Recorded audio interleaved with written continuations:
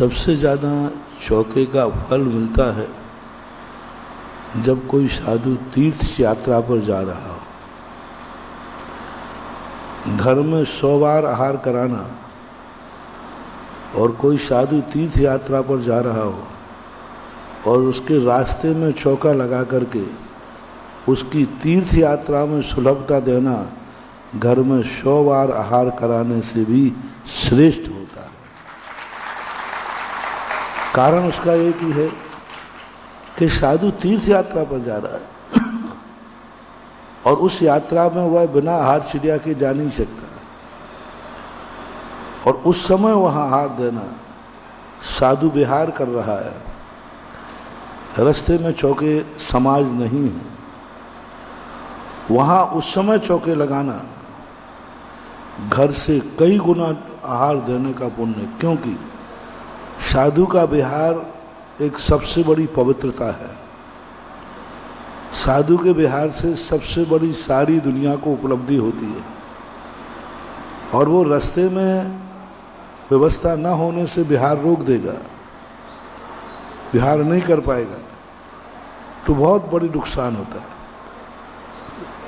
और साधु तो जहाँ पर घर होते हैं, बहुत सारी समाज होती है, वहाँ तो पुण्यबंध कम है, क्योंकि यहाँ तो समाज है ही, कोई ना कोई लगाता ही है।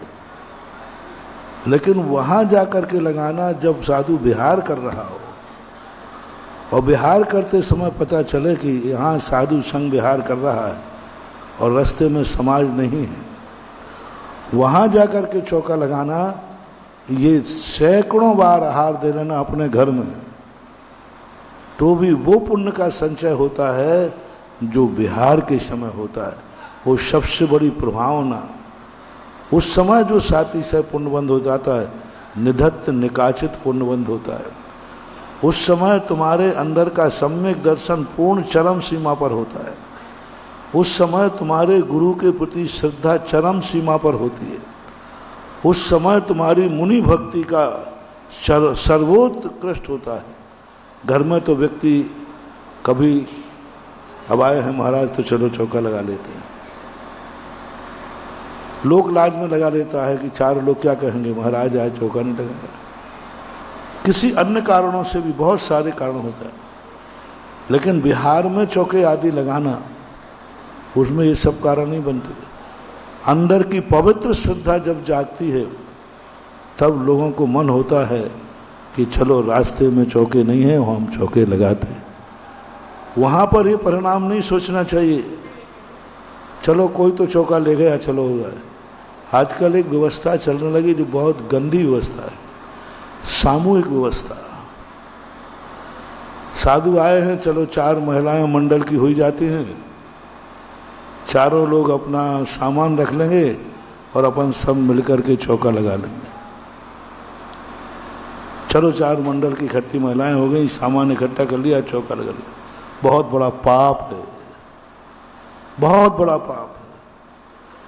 कमेटियों के द्वारा साधु के आहार की व्यवस्था करना,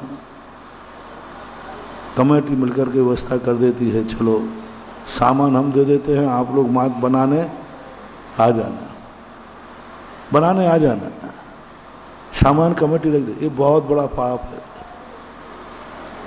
साधु जब विहार करता है उस समय अपना निजी खुद का सामान, खुद का चौका लेकर के जाओ और फिर रास्ते में चौका लगाओ और साधु के बाद वो आहार स्वयं करो। ना होवे तो स्वयं करो।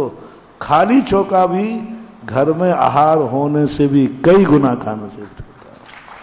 हमारे चैनल पर ऐसी ही जैन धर्म से जुड़ी हुई वीडियो आती रहती हैं, तो आप हमारे चैनल को सब्सक्राइब करें और बेल आइकन को दबाएं और वीडियो को लाइक करें एवं अपनी राय कमेंट में लिखें।